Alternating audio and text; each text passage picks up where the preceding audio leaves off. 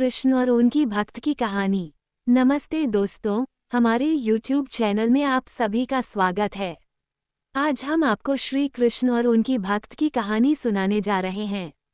समुद्र के किनारे एक गांव में कृष्णाबाई नाम की एक बूढ़ी माँ रहती थीं। वह भगवान श्री कृष्ण की बहुत बड़ी भक्त थीं। वह एक छोटी सी झोपड़ी में रहती थी और उनका असली नाम सुखिया था। लेकिन कृष्ण भक्ति में उनका मन इतना लगा रहता था कि गांव वालों ने प्यार से उनका नाम कृष्णाबाई रख दिया। वह घर घर जाकर झाड़ू पोछा, बर्तन और खाना बनाने का काम करती थी ताकि अपना गुजारा कर सकें।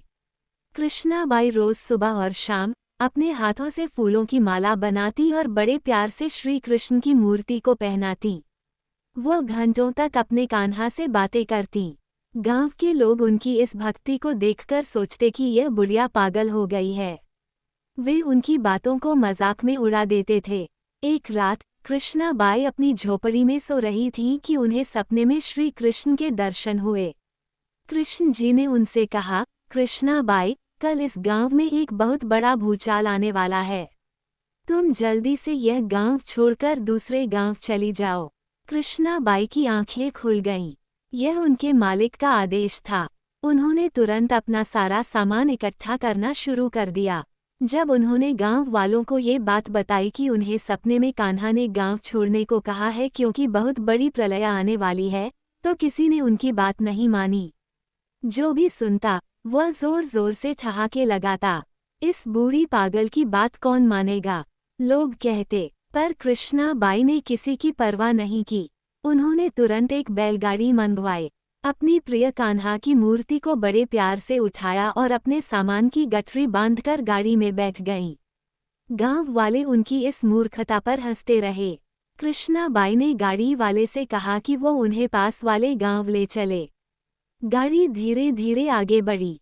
जैसे ही गाड़ी गांव की सीमा पार करने वाली थी, कृष्णाबाई को अचानक श्री कृष्ण की आवाज सुनाई दी, अरे पगली, अपनी झोपड़ी में से वो सुई तो ले आ जिससे तू मेरे लिए माला बनाती है। कृष्णाबाई बेचैन हो गईं। उन्हें अपनी इस भारी भूल पर बहुत पछतावा हुआ। हे कान्हा, मैं तुमसे इतना प्यार करती हूँ और यही भूल गई। अब मैं तुम्हारे लिए माला कैसे बनाऊंगी। वह तड़प उठी। उन्होंने तुरंत गाड़ी वाले से गाड़ी रोकने को कहा और पागलों की तरह अपनी झोपड़ी की तरफ भागी। गांव वाले उनकी यह हरकत देखकर और भी मजाक उड़ाने लगे, लेकिन कृष्णाबाई को किसी की परवाह नहीं थी। वह अपनी झोपड़ी में पहुंची और वहां तिनकों में फंसी हुई अपनी माला बनाने वाली सुई को निकाला। फिर वह बिना रुके, जितनी तेजी से दौड़ सकती थी, गाड़ी की तरफ भागी। जब वह गाड़ी के पास पहुंची तो गाड़ी वाले ने कहा, माँ, आप इतनी परेशान क्यों हैं? कुछ नहीं होगा, आप चिंता न करें। लेकिन कृष्णाबाई ने कहा, नहीं, अब चलो और जल्दी से इस गांव की सीमा पार करो। जैसे ही उन्होंने गांव की सीमा पार की, तभी एक भयानक भूचाल आया और पूरा गांव समुद्र में समा गया। सब कुछ पानी में डूब गया। गाड़ी वाला भी कृष्ण का बहुत बड़ा भक्त था। भगवान ने किसी न किसी तरह से उसकी भी जान बचा ली। इस कहानी से हमें ये शिक्षा मिलती है कि भगवान अपने भक्तों की छोटी से छोटी चीज का भी ध्यान रखते हैं। प्रभु अपने भक्तों की रक्षा के लिए कितना चिंतित रहते हैं, यह इस बात से साबित होता है कि जब तक उस भक्त की एक सुई उस गांव में थी, तब तक पूरा गांव सुरक्षित था। इसीलिए कहा जाता है कि भरी बदरिया पाप की, बरसन लगे अंगार। संत न होते जगत में, जल जाता संसार।